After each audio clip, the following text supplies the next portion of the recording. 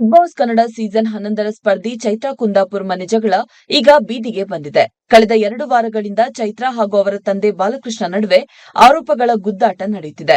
ವಾರಗಳ ಹಿಂದೆ ಚೈತ್ರಾ ಅವರ ತಂದೆ ಮಾಧ್ಯಮದವರ ಮುಂದೆ ಮಗಳ ಮದುವೆಯನ್ನು ನಾನು ಒಪ್ಪೋದಿಲ್ಲ. ಚೈತ್ರಾ ಹಾಗೂ ಆಕೆಯ ಪತಿ ಇಬ್ಬರೂ ಕಳ್ಳರು.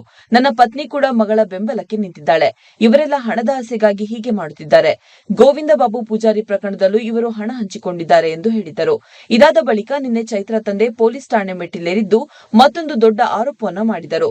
ಆಸ್ತಿಗಾಗಿ ಚೈತ್ರಾ ಕುಂದಾಪುರ ಬೆದರಿಕೆ ಹಾಕಿದ್ದಾಳೆ.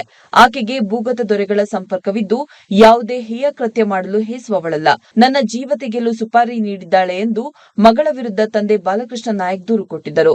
ತಂದೆಯ ಈ ಹೇಳಿಕೆಗೆ ಚೈತ್ರಾ ಕುಂದಾಪುರ್ ಇದೀಗ ವಾಟ್ಸ್ಆಪ್ ಹಾಗೂ ಇನ್ಸ್ಟಾಗ್ರಾಂನಲ್ಲಿ ಸ್ಟೇಟಸ್ ಹಾಕಿ ತಿರುಗೇಟು ಕೊಟ್ಟಿದ್ದಾರೆ. ಸುಪಾರಿ ಆರೋಪಕ್ಕೆ ಅಡಿಕೆ ಹಿಡಿದು ಚೈತ್ರಾ ಕುಂದಾಪುರ್ ಅವರು ಫೋಟೋಗೆ ಪೋಸ್ಟ್ ಕೊಟ್ಟಿದ್ದಾರೆ. ಇನ್ಸ್ಟಾಗ್ರಾಂನಲ್ಲಿ ಫೋಟೋ ಪೋಸ್ಟ್ ಕೂಡ ಮಾಡಿರುವ ಅವರು, ಹೀಗೆ ತೋಟದಲ್ಲಿ ಓಡಾಡುವಾಗ ಒಂದು ಅಡಿಕೆ ಸಿಕ್ಕಿತ್ತು. ಇದಕ್ಕೆ ಹಿಂದಿಯಲ್ಲಿ ಸುಪಾರಿ ಅಂತಾರೆ, ತುಳುವಿನಲ್ಲಿ ಏನಂತಾರೆ ಎಂದು ಪ್ರಶ್ನಿಸಿದ್ದಾರೆ.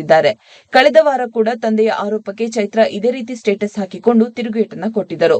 ಚೈತ್ರಾ ಹಾಗೂ ಶ್ರೀಕಾಂತ್ ಕಳ್ಳರು ಎಂದಿದ್ದಕ್ಕೆ ಕುಡುಕ ತಂದೆಯ ಚಿತ್ರಹಿಂಸೆ ಅನುಭವಿಸಿದವರಿಗಷ್ಟೇ ಗೊತ್ತು. ಎಂತಹ ಮಕ್ಕಳಿಗೂ ಕುಡುಕ ತಂದೆ ಸಿಗಬಾರದು. 2 ಕ್ವಾರ್ಟರ್ ಕೊಟ್ರೆ ನನ್ನ ಮಕ್ಕಳು ದೇವರು ಅನ್ನುವವರ ಮಾತಿಗೆ ಬೆಲೆ ಕೊಡುವವರು ಮೂರ್ಖರಾಗುತ್ತಾರೆ ಎಂದು ಚೈತ್ರಾ ಬರೆದುಕೊಂಡಿದ್ರು.